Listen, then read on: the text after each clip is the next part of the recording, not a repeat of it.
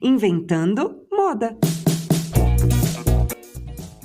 Em um mundo que valoriza tanto a inteligência cognitiva, é uma tarefa árdua mostrar que as emoções também têm seu valor. Durante a pandemia, automatizar o atendimento é fundamental para agregar agilidade no processo de comunicação com o cliente. A verdade é que estamos nos acostumando ainda com a era digital. Estamos empolgados com as possibilidades maravilhosas que as novas tecnologias oferecem e apenas começando a entender como lidar com elas. Nesse processo, torná-la mais humanizada é o grande desafio. Mas de uma coisa eu tenho certeza, o uso de computadores, smartphones e aplicativos pode nos aproximar do outro. Mas é importante saber que a relação olho no olho tem o seu valor. Eu sou a Lorelai Lopes, head de negócios do Up Consórcios, o novo consórcio, uma fintech da Embracon. E adoro brincar com bot e gosto de comprar também, né? Nesse podcast vamos falar sobre o papel da inteligência artificial no atendimento ao cliente e como essa demanda se tornou ainda mais necessária durante a pandemia. Hoje eu estou com o Cassiano Maschio, diretor comercial e de marketing da Embenta, empresa especializada no atendimento online. Cassiano, fala você sobre você agora. Olá, Lori, tudo bem? Tudo bem, muito obrigada, obrigado aí viu? primeiro. É isso, eu que agradeço pelo convite. É um prazer estar aqui, falar sobre um assunto que a gente gosta e que, por sorte, está na moda agora, né? Mais na moda do que nunca.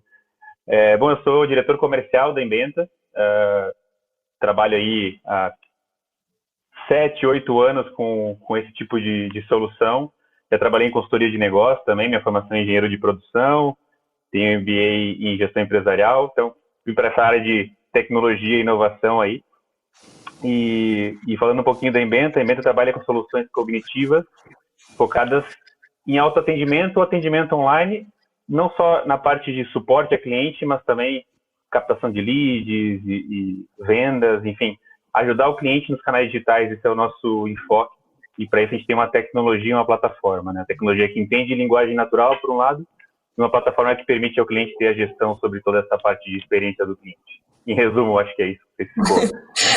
Eu acho que a gente passou por tantas fases, né? Sempre que eu penso em um bot, eu lembro que não muito distante de hoje, quando a gente tinha um atendimento humano, dava até um certo alívio, porque quando você pensava em bot, você falava, nossa, vai demorar pra caramba, eu quero falar com alguém. Tinha esse sentimento. Isso mudou e eu me pergunto, onde foi que mudou? Quando foi que mudou? Porque hoje pra gente não só é natural, eu não sei se para todo mundo, né? Eu tô falando aqui, pelo menos no nosso meio, é isso que a gente sente. Não só é natural, como é uma coisa que a gente espera meio óbvia, assim, né? Vou ser atendido por um bot. E a gente procura isso. O mais maluco é a gente procura. A gente não quer um bot, a gente quer um bot com um tratamento, lógico, uma linguagem humana, mas a gente também não quer que ele faça de conta que é humano. A gente quer que ele se identifique como um bot, não é verdade? E que ele atenda, sem que a gente precise explicar 10 vezes para um humano do outro lado. Em que momento você acha que isso mudou? Eu discordo em parte com o que você falou. Eu acho que é muito no nosso meio, assim, certa camada social e que está mais acostumada com tecnologia. Eu acho que tem uma grande massa ainda e uma grande massa de clientes das empresas que a gente trabalha que não estão acostumados e que não gostam. Ou seja, eu acho que tem um preconceito e falo isso baseado em feedbacks que a gente recebe aí, que a gente tem a estatística de todos os nossos clientes, né?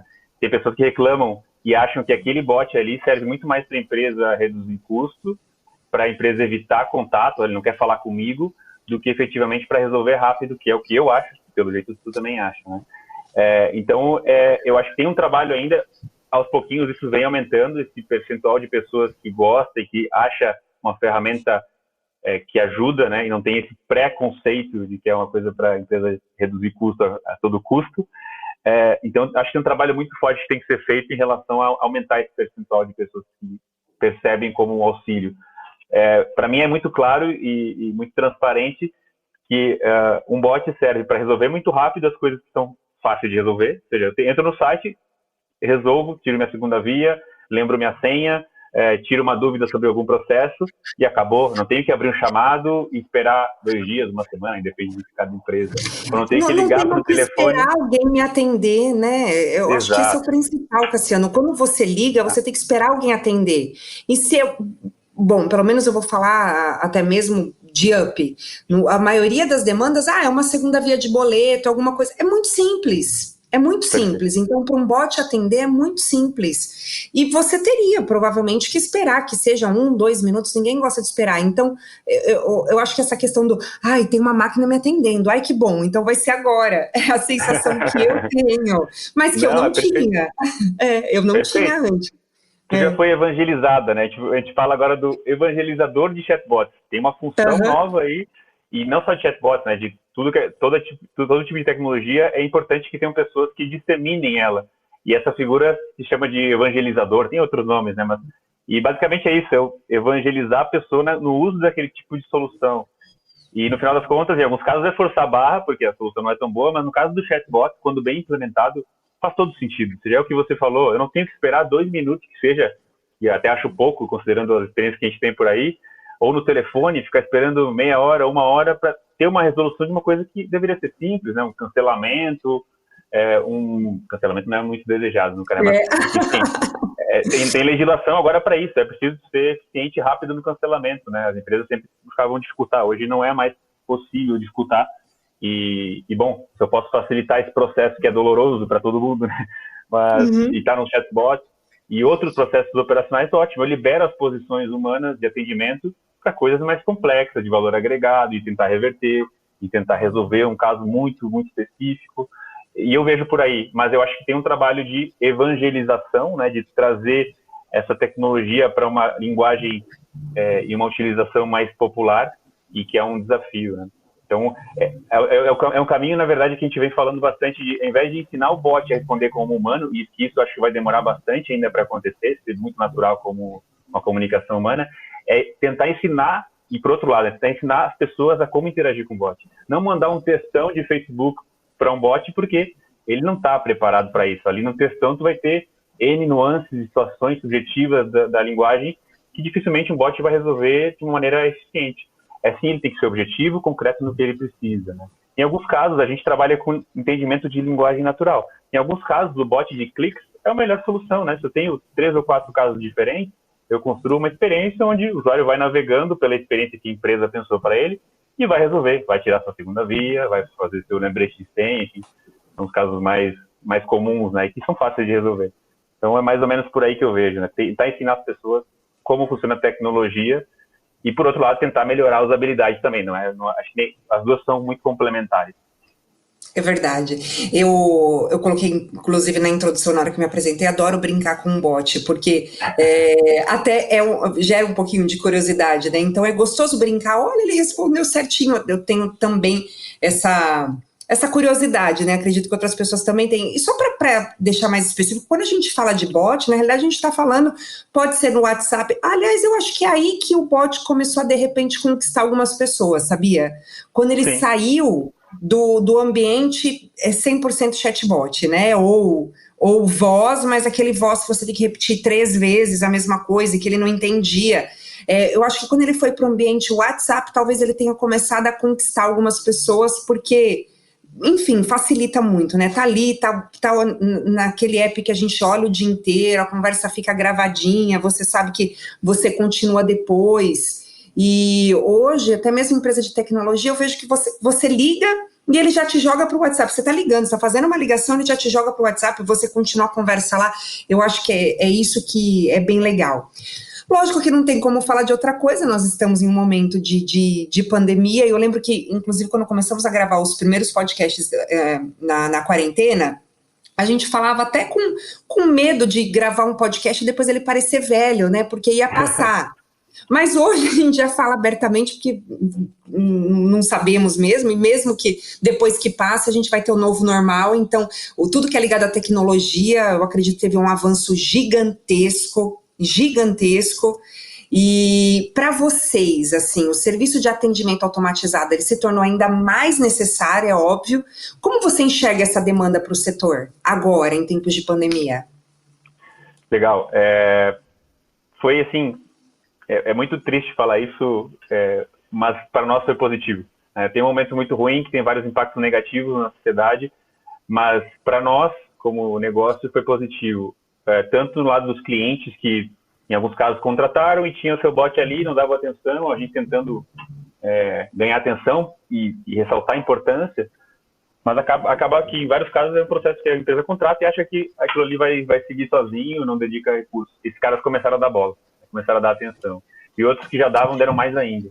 Então, isso foi positivo no sentido de os clientes valorizarem a nossa solução, isso é extremamente positivo. E, por outro lado, muito interesse e projetos que eu vejo que estavam na gaveta ali, sem prioridade, avançaram e, enfim, temos várias propostas, algumas vendas nesse meio tempo, e isso foi muito positivo, né, do nosso ponto de vista. Eu acho que tem outras coisas positivas, né, para o nosso mercado é positivo, mas acho que tem questões sociais mesmo que vão evoluir com essa obrigatoriedade de uma conscientização em relação a, por exemplo, home office, a formas diferentes de trabalho, a movimentação de pessoas.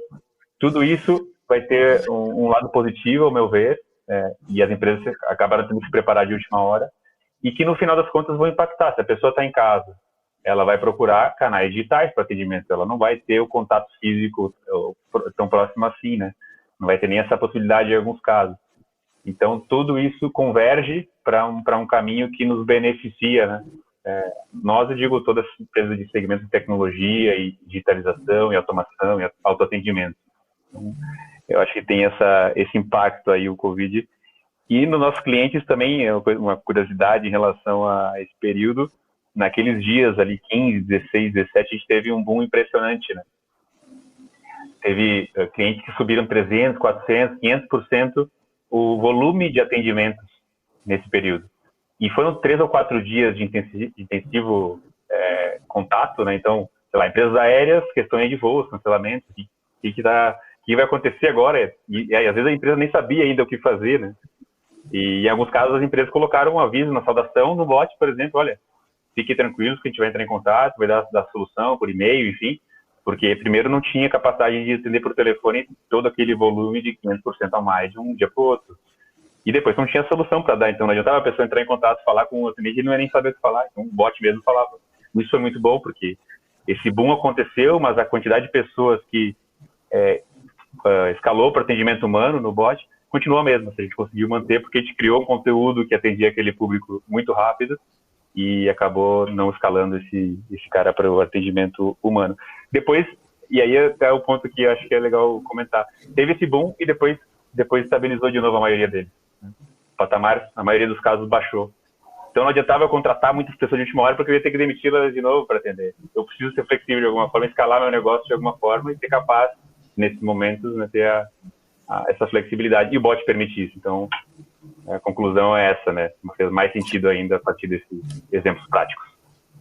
E Cassiano, nem é um momento que dá para contratar, né? Porque nós estamos em uma semana de seleção, de recrutamento, e também é tudo muito novo, até mesmo eu estou falando para a área comercial, né? Não é para atendimento. Mas como é que você faz para treinar, para ter essa pessoa? Então tudo é um aprendizado. Foi a nossa primeira seleção e contratação online, tudo é um aprendizado. Então não dá para abrir uma mega, por mais que a gente precise até, não dá para abrir uma mega contratação, porque a gente tem que sentir, tem que ver como vai ser outro escopo de trabalho. Então é tudo muito, quer dizer, se não for um bot, não existe outra solução, né? Não existe outra solução. Esse cliente ficaria esperando quanto tempo para ser atendido? Horas, talvez? Não seria, não seria, exatamente, não seria atendido. E o que as empresas mais esperam, você acredita, da inteligência artificial? E quando as empresas te procuram, o que elas esperam? Em termos de objetivo, geralmente é redução de custos, né? Esse eu acho que é o mais comum. Eu diria que, em segundo lugar, melhorar a experiência nos canais digitais, né? Ter um cliente mais engajado. Isso é muito positivo. Um tempo atrás era basicamente redução de custos. Era exceção da exceção, quem buscava melhorar a usabilidade, melhorar a jornada do cliente, trazer um atendimento mais rápido. Eu digo ter claramente esse objetivo, né? De melhorar a jornada. E isso eu acho que é positivo. Perceber que eu ter um atendimento bom via um canal digital, seja via chat humano, ou chat bot, ou uma faca inteligente, faz todo sentido do ponto de vista de impacto que esse meu cliente vai ter por ser bem atendido e rápido, né? nesses canais digitais. E claro que depende de cada perfil de empresa, né? Tem e perfil de cliente de cada empresa. Por isso tem as personas, né? Tem empresas que tem todos os segmentos, telecom. O cara tem pessoas de todos os níveis sociais, de todos os níveis de conhecimento da tecnologia. Ele é obrigado a estar preparado para atender em todos os canais, todas as maneiras diferentes. Já tem startups, sei lá, startups de tecnologia, de financeiro, que tem um público mais jovem, mais digital. Então, esses caras aí talvez conseguem ser mais digital e não nem oferecer algumas opções mais antigas, né? Que as pessoas desse perfil já nem gostam mais.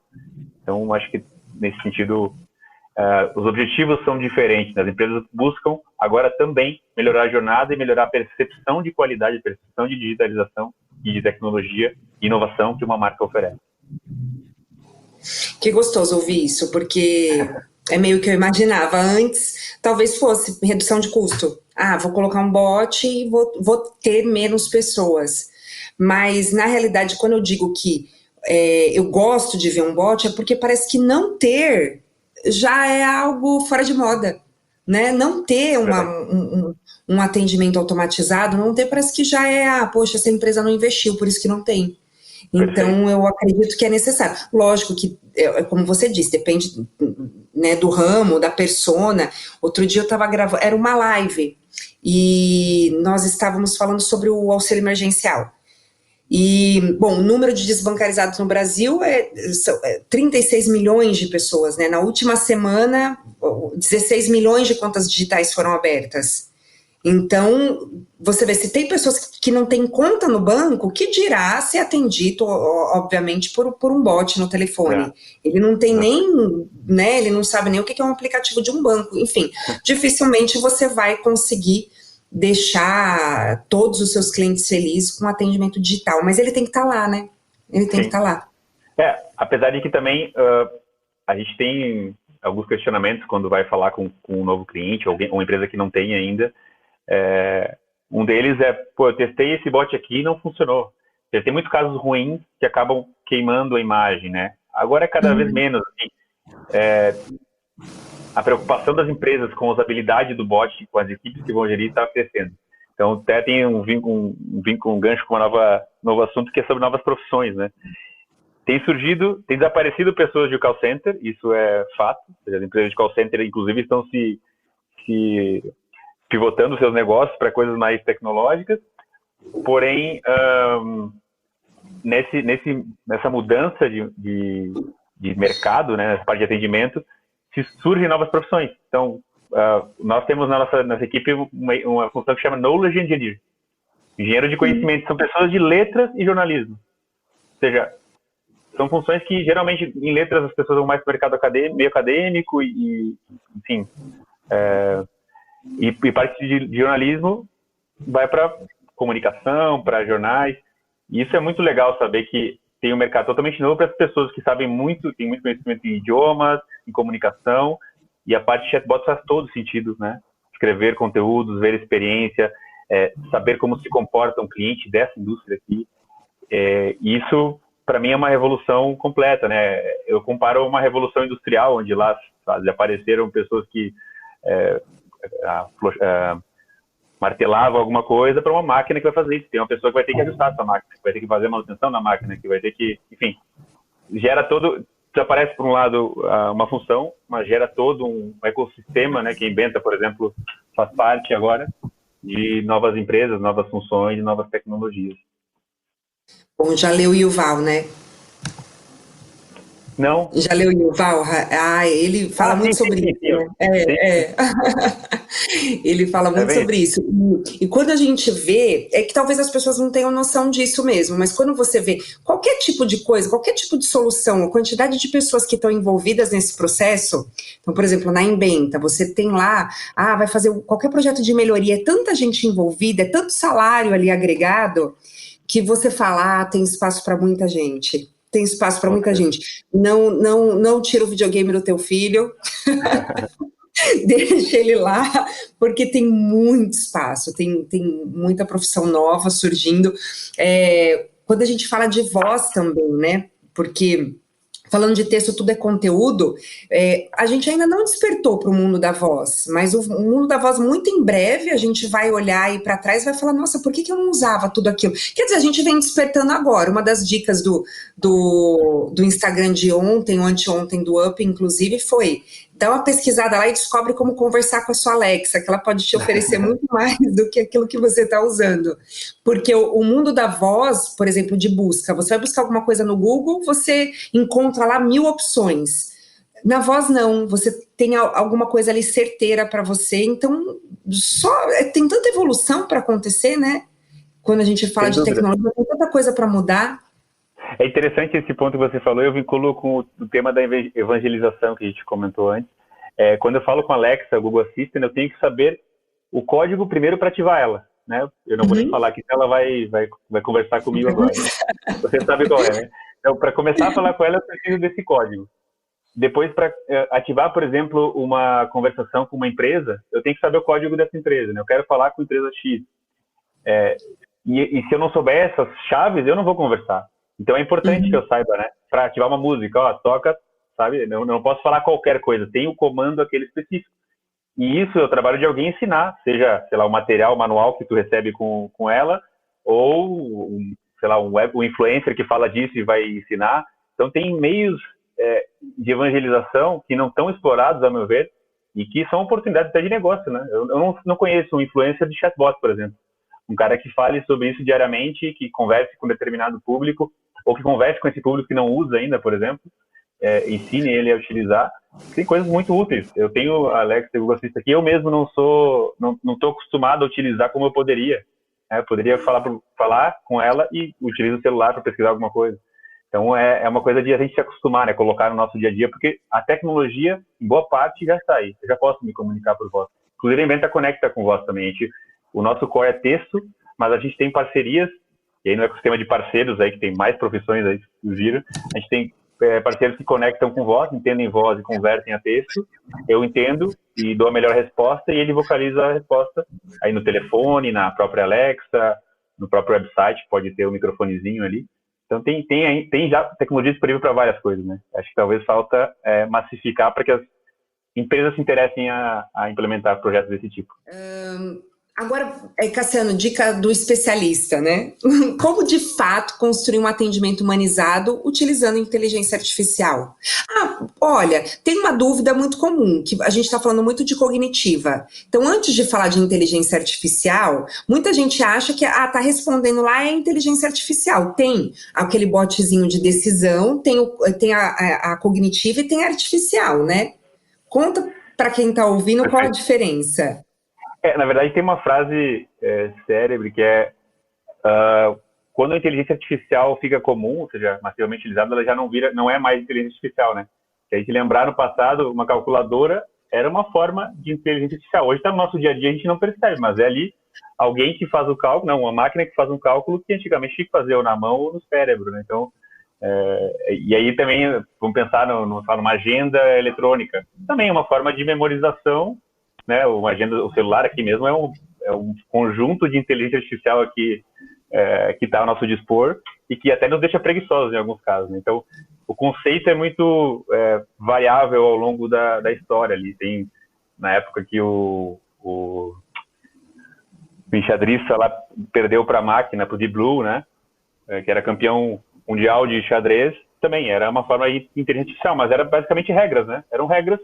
Aquele Deep Blue conhecia as regras do xadrez muito bem e, cara, ele sabia todos os movimentos possíveis e conseguiu ganhar de um humano que tem a subjetividade, mas nesse caso eu posso prever regras. Tem também um seriado muito bom na Netflix que é o Go, né? AlphaGo.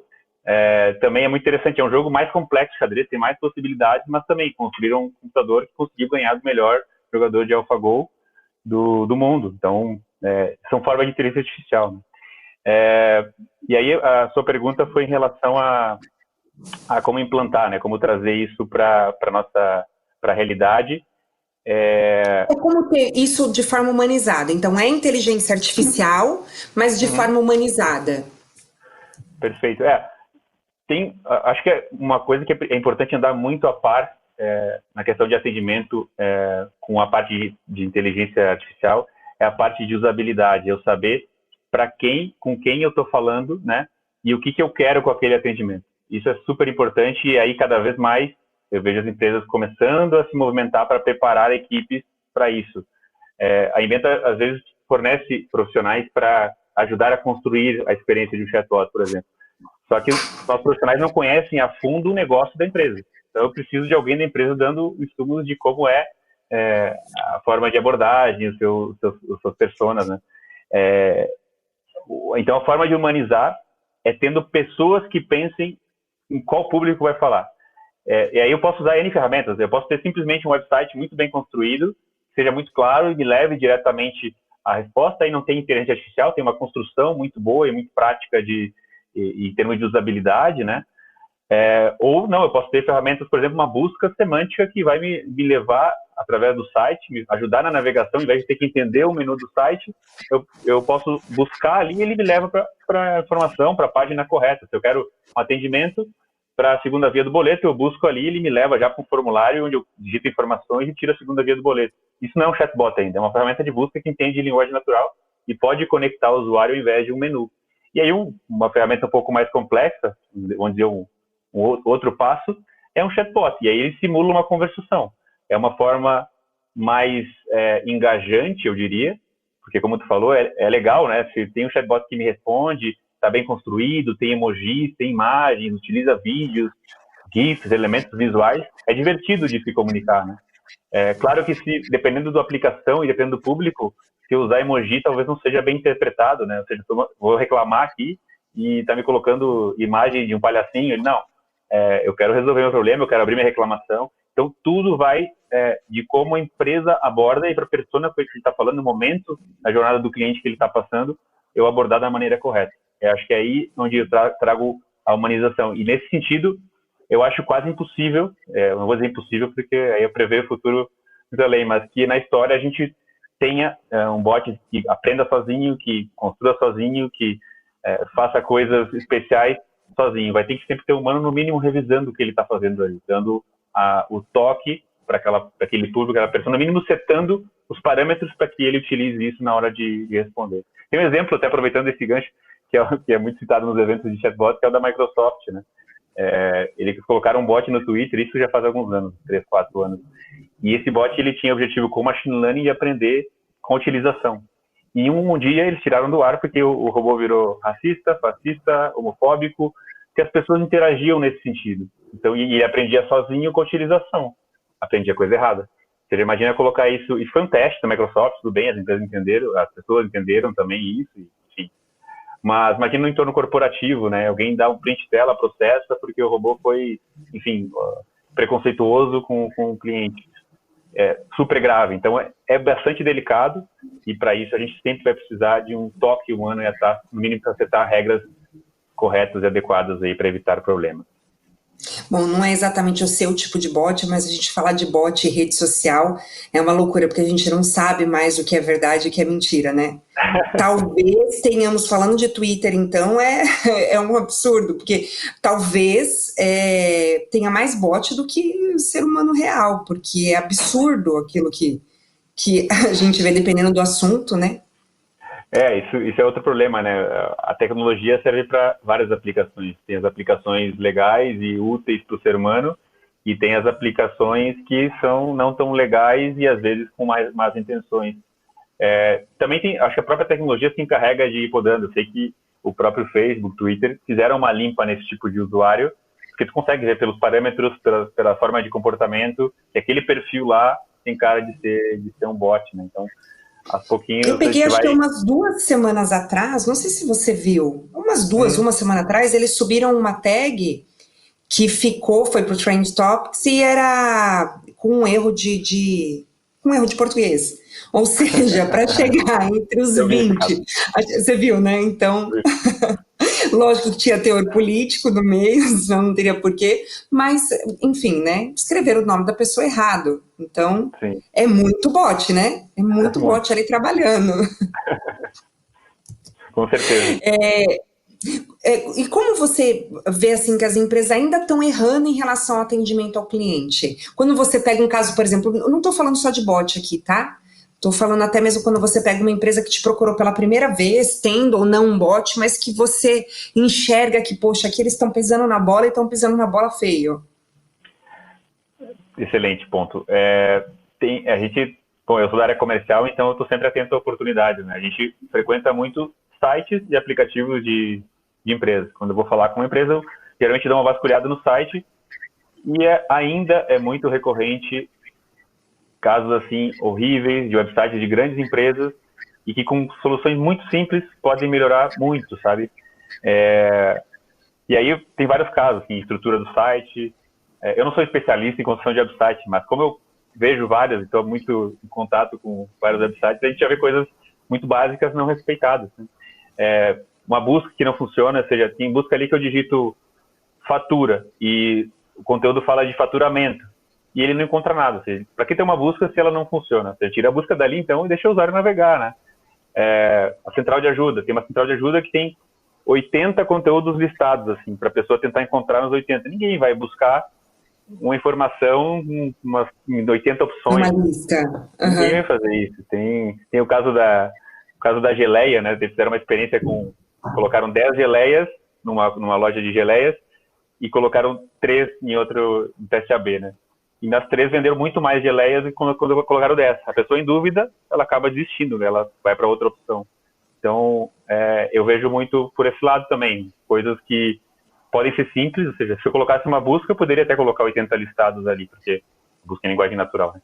Porque a pessoa iria buscar e poderia encontrar. Ou no mínimo estrutura aquilo ali em categorias, para que a pessoa consiga ir navegando até chegar ao ponto que ela quer. E quando eu falo em chatbot também, ou seja, às vezes a gente tem um chatbot e do lado uma busca de fax. Quando eu busco no chatbot uma coisa, eu encontro, e quando eu busco na fax, não. Ou ao contrário. Ou mesmo, eu tenho a mesma resposta, só que a mesma pergunta aí, mesma intenção, mas as respostas são diferentes e até contraditórias às vezes. Então, isso são problemas que a gente vê, é claro, um pouco mais de critério, porque a gente está acostumado a lidar com isso, mas que no final das contas impactam o negócio deles, né? E às vezes decisivamente. Então, e é muito comum, ou seja, acho que a unificação das coisas também é uma coisa importante. Tem empresas que a central de ajuda lá do site, de fax, é uma área que cuida, o chatbot é outra área. E a central de atendimento humano é outra. E a base de conhecimento, ou seja, a resposta que eu tenho que dar deveria ser a mesma. E às vezes não é. Aliás, eu diria que a maioria dos casos não é. Ou seja, raramente é. Isso. Eu não diria que raramente é, tá? Eu acho que melhorou bastante ao longo do tempo, mas ainda a maioria... E se fala muito, né? Em eventos, e as próprias empresas já vi falando nesses termos. Olha, precisa unificar as coisas. Quando tu vai ver a empresa, a pessoa não é assim. Então, claro que é um desafio também, né? Tem política envolvida, tem sistemas envolvidos, contratos envolvidos. Eu vejo esse movimento acontecendo, mas eu acho que é mais lento do que deveria. Talvez agora, com essa crise, se os projetos saiam da gaveta, né? Seriam priorizados novamente. Sim, com certeza. Pode ter certeza que isso está acontecendo, viu? Eu vi, inclusive, assim, Bom, vou falar aqui, a Via Varejo. Eles colocaram um bot de WhatsApp, você viu, em 4 dias, colocaram no ar e hoje já é responsável por 20% das vendas deles. Então, no começo da pandemia, eles subiram uma solução para atendimento, para venda, né? Aliás, não para atendimento, para venda pelo WhatsApp, colocaram para transbordar no vendedor, que a loja está fechada, então está transbordando lá no vendedor, que está em casa, e hoje, né, com um mês, já é responsável por 20% das vendas, ou seja, estão correndo sim. E isso vai virar um canal. Pode ter certeza que isso vai virar um canal e depois que voltar, vai continuar as pessoas utilizando. Se funcionou, ela utilizou com sucesso, naturalmente a empresa vai investir mais, vai divulgar mais, as pessoas que já usaram vão divulgar também. Então, se torna um canal. E para você, para mim, para tantas outras pessoas que de repente iam até a loja só para ver, enfim, né, o eletrodoméstico, o eletroeletrônico, para depois comprar online, olha só, vai fazer diferença. Quem sabe a gente acaba comprando do vendedor, né? Só que depois que você saiu da loja. Pode ser uma solução de um problema, né? Que ninguém tinha pensado antes, né? O vendedor não tinha, às vezes, motivação para mostrar um produto da maneira correta, porque ele ia perder a venda, a pessoa ia comprar online depois. Se ele participa do processo, tem muito mais motivação, né? Vai ser um ganha-ganha para todos. Se essa venda pode permanecer dele depois, né? Com certeza. E nesse ambiente, assim, robótico, automatizado, o que você analisa como a principal invenção de moda, assim? Principal invenção de moda? Boa, É, boa pergunta. Deixa eu pensar um pouquinho aqui. pode pensar à vontade. Eu gosto de falar das perguntas que me fazem quando eu faço reuniões, né? Tem umas perguntas tradicionais. Eu até, quando eu faço apresentações, eu boto as lendas ali no chatbot. O primeiro é o aprende sozinho, que a gente já falou. Ele aprende sozinho, sim, pode aprender. Vai aprender coisa errada Eu a já ouvi rodo, né? isso várias vezes, já ouvi isso muito. Aliás, e tem aquela galera do isso não é inteligência artificial, adorei sua definição, tá? Porque tem aquela galera do isso não é inteligência artificial, isso não é inteligência. Não, isso. Aí eu falo, mas o que será então? Nada disso é inteligência artificial, o que é? Que mais? A definição de inteligência artificial é imitar, a máquina imitar o comportamento humano, né? Então, qualquer coisa que imite o comportamento humano seja uma máquina, em tese né? Não é algo vistoso, lindo de ver, mas uma calculadora é uma forma de inteligência artificial, né? Enfim. Que mais? Tem um robô que fala em eventos também. O pessoal fala, olha, esse aí sim é inteligente. E por trás disso, tem mais de uma empresa que faz, né? Não vou ficar pessoalizando ali, colocando... Mas eles pedem que mande o roteiro antes, eles sabem o assunto que é o evento, e até entrevista para a mídia deu, e claro, aquele robô ele tem uma cognição, mas é sempre focada numa base de conhecimento que aborda o tema que ele vai falar naquela entrevista, naquele evento. Né? Então tem uma preparação por trás, ele não é um robô que fala de tudo. Né? Até poderia falar de tudo conectando com uma Wikipedia, né? Mas não estaria numa linguagem de comunicação Legal, né? humana, né? Então, também tem lendas. Como eu trabalho nessa área, tem muitos amigos que falam, isso aí sim é... Depois tem outras coisas legais, assim, que a gente já fez reuniões em clientes, com diretoria, até, olha, perguntei isso aqui no bot e não funcionou. Aí o que era? Sei lá, era qual é o meu horóscopo do dia. O bot não está programado para isso, para encontrar o horóscopo do dia. Aquele bot é específico para fazer isso, ele tem um objetivo de atender o suporte ao seu cliente. E aí o argumento que a gente usa, olha, ninguém, ao longo da história do seu chatbot, perguntou sobre o horóscopo do dia. Só você agora, tá? Estou vendo aqui na estatística que teve essa pergunta agora, há pouco, foi você. Né? Então tem esse tipo de coisa. Acho que no entorno empresarial é muito importante eu ter objetivo de negócio. Se o objetivo é responder sobre o horóscopo, beleza, vamos fazer isso. A gente vai para esse lado e vamos fazer brincadeirinhas, vamos colocar emojis, ele vai responder, sei lá, vai fazer piadas. Agora, se é um entorno corporativo, a gente tem prioridade. E como a gente falou antes, as empresas não estão investindo em equipes gigantes para fazer isso. Tem equipes, recursos limitados. Você quer priorizar que responda o horóscopo ou você quer priorizar que responda a segunda via de boleto? Informação do teu produto, enfim, né? Exatamente. Então, é questão de objetivos, de novo. Se ele me falou lá no começo do projeto, eu quero ter saving com isso, quero ter redução de custo. Então, vamos focar nisso. Colocar o horóscopo ali não vai fazer. A gente vai para a última, viu, Cassiano? Então, peraí, deixa eu voltar aqui, que deu já, peraí. Tá, tem mais alguma coisa que você queira falar, até da Embenta, enfim? Aí eu pergunto específico da empresa. Pode ser, talvez da nossa tecnologia. Eu tenho participado de eventos onde eu faço comparativo entre machine learning e a nossa tecnologia que a gente está chamando de raciocínio simbólico, né? Pode ser uma forma legal de explicar. Tá bom, beleza. Então tá gravando já. Cassiano, você comentou com a gente, fora da gravação, sobre uma nova tecnologia da Embenta. Conta pra gente que eu não entendi direito. Também quero saber como funciona. Não, perfeito. Na verdade, a nossa forma de abordar a tecnologia, hoje a maior parte das empresas utilizam ferramentas cognitivas para entender linguagem, né? Entender o idioma. A Embenta trabalha com mais de 35 idiomas, né? Os últimos foram ucraniano, tailandês. Então a gente tem um algoritmo que, e aí de novo, é um algoritmo que a partir de regras matemáticas super complexas, consegue, de uma pergunta em linguagem natural, né, entender o que o usuário está falando para conectar uma intenção dentro de uma base de conhecimento. Então, um exemplo é, se a pessoa pergunta, quero pagar minha conta, provavelmente eu vou fazer a conexão pelo algoritmo com segunda via de boleto, lá que é uma intenção para eu executar esse serviço dentro do site. Isso de uma maneira diferente do normal. Geralmente as empresas que trabalham com chatbots, elas utilizam machine learning, né? As principais ferramentas de mercado estão baseadas em machine learning. Machine Learning significa que a máquina vai precisar de muita estatística e exemplos, né, uma massa de milhares de exemplos, para entender que, isso que eu falei, né, eu quero pagar minha conta e tem lá a segunda via de boleto, eu preciso dar N exemplos de como as pessoas perguntam para chegar naquela intenção segunda via de boleto. No caso da Embenta, não. Nesse algoritmo já tem toda essa base. E isso a gente está chamando de raciocínio simbólico. Então, eu tenho todo o conhecimento do idioma que eu estou falando, nesse caso aqui o português Brasil, e de mundo, para saber que boleto, fatura, segunda via, conta, pagar, tem uma relação semântica, né, de significado muito próximo. A gente chama isso de léxico, né, o nosso grande dicionário de relações dentro de um idioma. E essa é a nossa forma de abordagem, né? E com isso eu consigo publicar um projeto muito mais rápido, porque eu já sei o básico de cada idioma. Eu já sei essas relações que eu falei antes. E eu tenho que ensinar coisas específicas de cada indústria. Então, nome de produto, né? Código de erro, siglas. Isso eu tenho que ensinar porque isso não estão essas coisas não estão no básico do português. É mais ou menos assim. Exemplos para ilustrar isso. Na frase, bota a bota.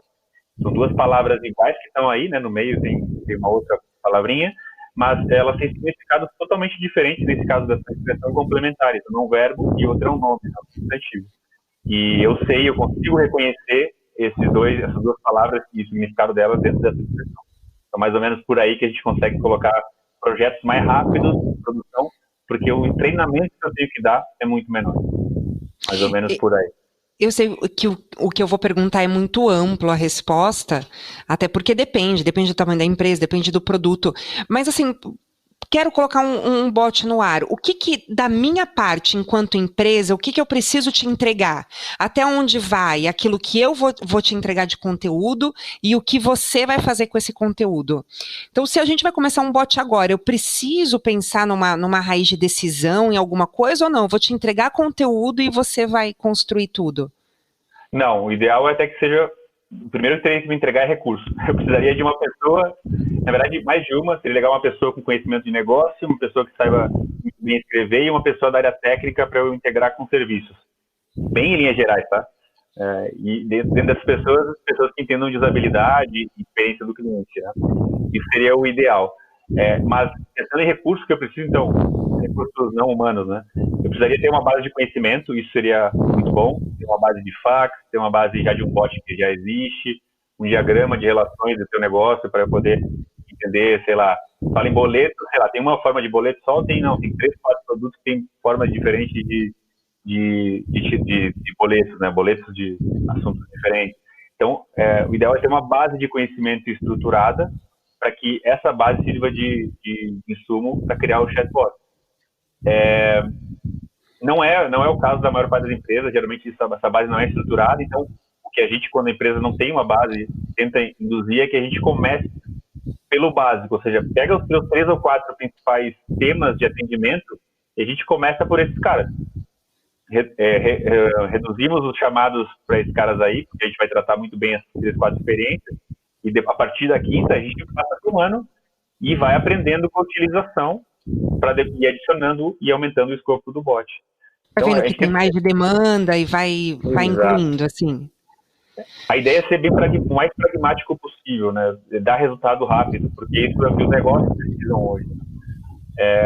Claro que ao redor disso tem outras coisas que a gente pode abordar. Então, se eu conseguir abordar questões mais de brincadeira, ou então tratar assuntos que estão no entorno do meu negócio, né? Então, se eu estou numa empresa de investimento, sei lá, se a pessoa perguntar qual é o melhor investimento hoje, ou sei lá, qual é a opção de investimento, enfim, posso investir fora.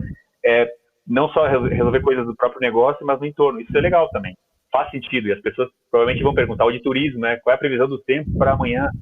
Está no entorno ali, não é exatamente o negócio dele, então faz sentido eu investir em algo assim. Mas depende do objetivo, né? Então, resumindo a pergunta que você falou, o ideal é eu ter uma base de conhecimento, isso pensando na Embenta, e recursos, mínimo de recursos humanos da empresa, né? Para que eles deem o toque que a empresa quer dar. Isso, basicamente isso. A parte de treinamento a gente consegue atalhar muito, assim, com a ferramenta da Embenta, o treinamento que dá é muito pequeno, é o mínimo do mínimo. Então, o importante é a usabilidade de pessoas que entendam de negócio. Muito bom. E, assim, para finalizar, qual que é a dica de ouro para a empresa que ainda está começando a se voltar para incluir esse tipo de serviço? Por onde começa? Eu vou te falar porque eu também sinto essa dificuldade, viu, enquanto empresa. E aí? São muitas opções, é muita coisa, né? Então, por onde começar, assim? Começa simples e seleciona bons parceiros de negócio, né? Não queira abraçar o mundo. Tem empresa que não tem base de conhecimento, quer começar com bot. Uhum. Eu sempre tento induzir, começa com uma faca inteligente, coloca um buscador, começa a entender o teu usuário e como ele pergunta, né, o teu cliente. A partir daí tu vai ter insumos para evoluir, né? Então, a gente falou antes, né, ter um site bom é um primeiro caminho. Ter uma busca nesse site pode ser um segundo. Ter uma FAQ muito bem construída pode ser o terceiro. E um quarto, aí, com essa FAQ bem construída, a gente chama de chatbotizar a FAQ, né? Então, deixar ela num formato de conversa. E depois, um último passo seria integrar com os serviços, né? Que isso geralmente é mais difícil, né? Eu tenho que ter um serviço exposto para poder consultar, por exemplo, o status do meu pedido, quando é uma empresa de e-commerce, ou para gerar um boleto. Se eu tenho logo de início tudo isso que eu falei, bom, então começamos pelo chatbot. Se eu não tenho, vamos tentar ver que etapa que a gente está e aí começar por ali. A gente vai gerando insumos para fazer mais e vai ter ganhos, a gente consegue mensurar esses ganhos. Então, isso acho que seria a dica de ouro. Comece simples e vai evoluindo. Para quem tem um pouquinho de paciência para aprender, tem alguns aí que dá para. Tem uns faça você mesmo, não tem? Para uma empresa pequenininha que quer começar com alguma coisa, pelo menos, tem um. Tem várias. Tem várias empresas que, inclusive, têm faixas gratuitas, né? E geralmente são as empresas que têm aqueles bots mais navegáveis. E é muito legal, ou seja, funciona muito bem para determinados tipos de empresa. O posicionamento da Embenta é para empresas médias e grandes, né? Uhum. E geralmente a gente fala, quando a empresa tem pouco acesso, mas pô, é um acesso já razoável, sei lá, mil sessões de atendimento por mês. A ferramenta da Embenta não vai ser legal para ela nesse momento, né? Se ela crescer o negócio, sim. Então, cara, vai para um bot mais simples, trata teus principais temas por ali e tem uma equipe humana para o transbordo. E começa a gerar conteúdo, né? Porque aí você falou, começa pela FAQ, enfim, vai começar a gerar conteúdo, você vai saber o que as pessoas estão procurando, pelo menos, para depois procurar uma ferramenta maior. Cassiano, muito obrigada. Eu, particularmente, é um assunto que eu gosto muito. Obrigada mesmo. Lembrando que esse podcast é patrocinado pelo Up Consórcios, o novo consórcio, e a gente tá aqui tudo encolhidinho ainda no nosso Fica em Casa. Tava falando com o Cassiano, tá todo mundo em casa, né, Cassiano, na Embenta? Todos estão em casa, enclausurados aqui, mas trabalhando mais do que nunca. Ainda bem que a gente tem esse grande privilégio, né, de poder trabalhar, trabalhar muito em casa com todas as ferramentas e tudo, mas, se possível, fiquem todos, né? Muito bem, muito obrigado de novo, Lori, pelo convite. Foi um prazer discutir contigo isso aqui. Foi um prazer também ter contato com a tua audiência. Espero que tenha contribuído um pouco para as pessoas conhecerem um pouco mais do tema, naquele tema da evangelização que a gente falou. E fico à disposição aí quando precisar, só chamar.